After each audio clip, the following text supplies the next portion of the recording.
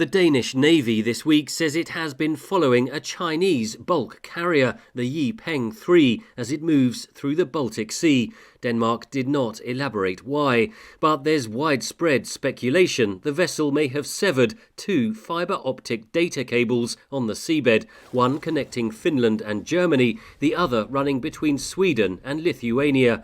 German officials are adamant it was no accident. I also don't like to believe in the version that these were anchors that accidentally caused, how shall I put it, damage to these cables. So we have to conclude, without knowing exactly who did it, that it was a hybrid action. And we also have to assume, without knowing it, of course, that it is sabotage. European allies in the Baltic are collaborating on an investigation, says Finnish defence analyst Charlie Salunius-Pasternak. There's the camp that I would say sees hybrid operations in absolutely everything. And it is one of the things I've cautioned against, that if you're in a hall of mirrors, well, everything looks a certain way.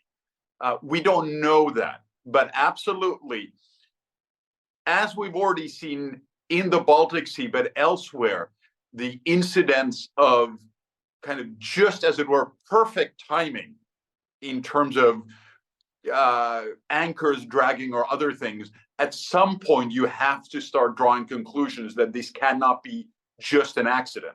There have been similar incidents in the Baltic Sea. Last year, the Baltic Connector gas pipeline linking Estonia and Finland was damaged. 10 months later, China said a Hong Kong-registered vessel had accidentally caused the damage in a storm, but Finland was sceptical of the admission. At least for some countries, it may be politically convenient to label them as, kind of unsolved mysteries.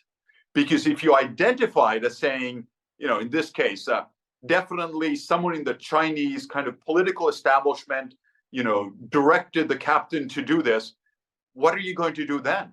China has denied any knowledge of the latest damage to the data cables in the Baltic.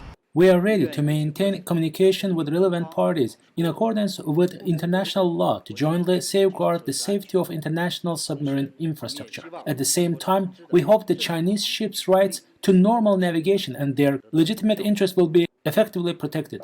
In September 2022, the Nord Stream pipeline carrying gas from Russia to Germany under the Baltic Sea was blown up. The perpetrator is still unknown. Western nations and Russia blame each other, while others have suggested Ukraine carried out the attack. All deny responsibility. Henry Ridgwell, VOA News.